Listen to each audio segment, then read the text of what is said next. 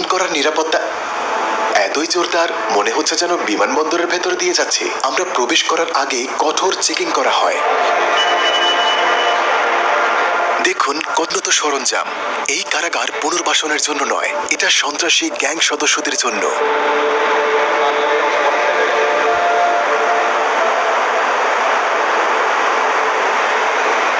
Translator, আরো দুটি gate আছে। এটা হলো দ্বিতীয় চেক পয়েন্ট। ওকে, এটা একটা বিশেষ চেকিং রুম।